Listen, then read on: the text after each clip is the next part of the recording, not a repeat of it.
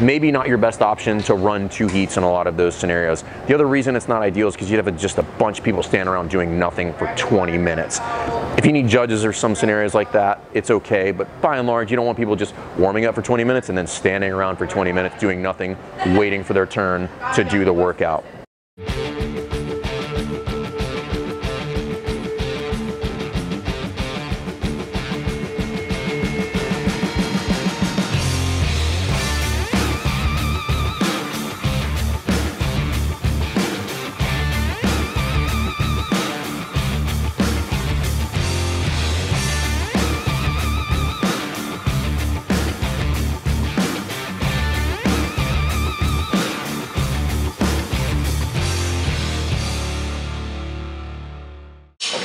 All right, guys, welcome back to Jerk Block Talk. I'm Jason Fernandez. We're here at CrossFit Rife, and today I want to talk to you a little bit about how to stagger start classes in the event that you maybe don't have enough equipment or you just have a ton of people in your gym.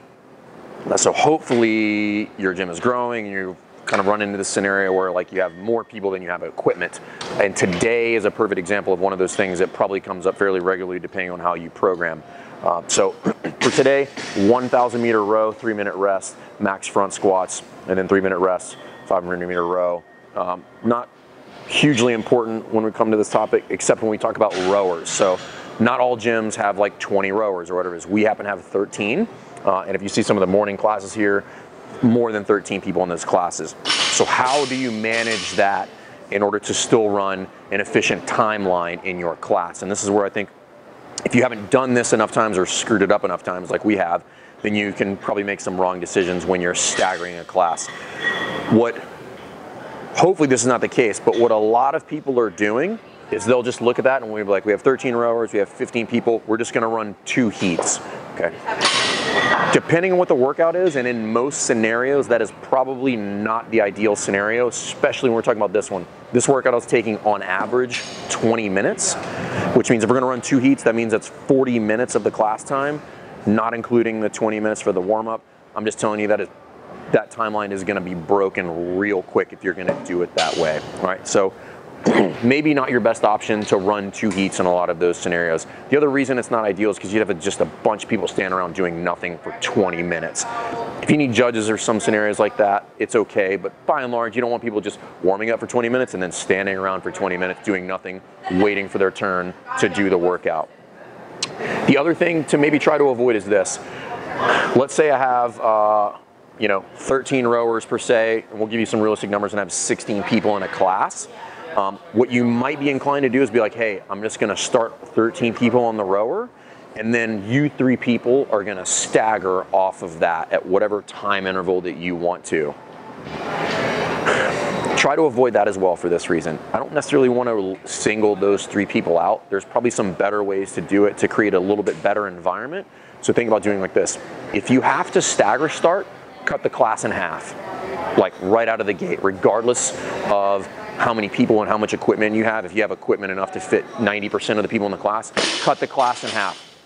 Immediately what you've done is limited the amount of equipment that you have to have on the floor, but do it this way. So what we did was, in this scenario, you have 16 people in the class, have 13 rowers, cut the class in half. You 8 people are gonna start at 0, you 8 people are gonna start at 4 minutes. Now what I have is I will always have an open rower open, right? Or a rower open for those people.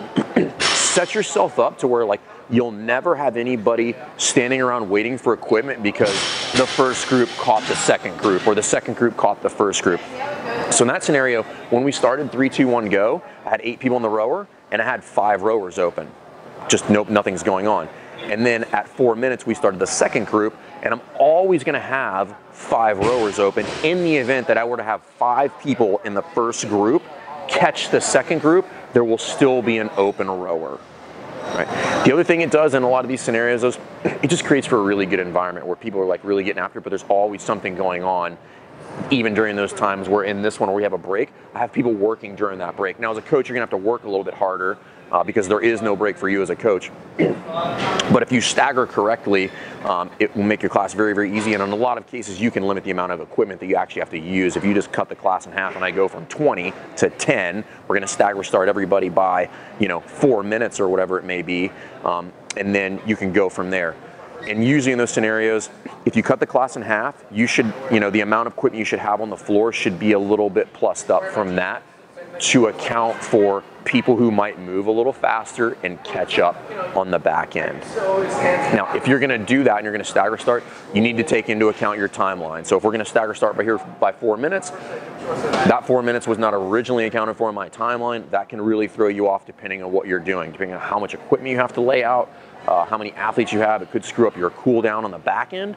But if you have to stagger start, think about doing it that way. Cut the class in half, figure out like roughly how long it takes for one round, and then give a little buffer there left or right. Okay, so you might have to toy around with that, and I'll tell you, you'll probably get it wrong the first couple times, and then you'll find that little sweet spot where you can look at it and say, I know exactly how long this is gonna take. If I put somebody here, they'll never run into each other, and at that point, we'll just have extra equipment on the floor in the event that we need it and somebody catches somebody. So hopefully you have this problem, meaning like you have a ton of people in your gym and you guys are killing it and you're getting after it, and you need to stagger start. Don't run 2 heats. That's super inefficient from your timeline. Don't single out 2 people and have them go on the back end. Cut the class in half, kind of make it a team environment. It gets a little bit competitive that way. But you just get a much, much better vibe when you stagger it that way, okay? Like I said, we got this, we're much better at this now because we've gotten it wrong a lot of times. This is just a much better plan to make that happen in an efficient manner and create a really good environment when you do it. So if you have to stagger, think about it that way.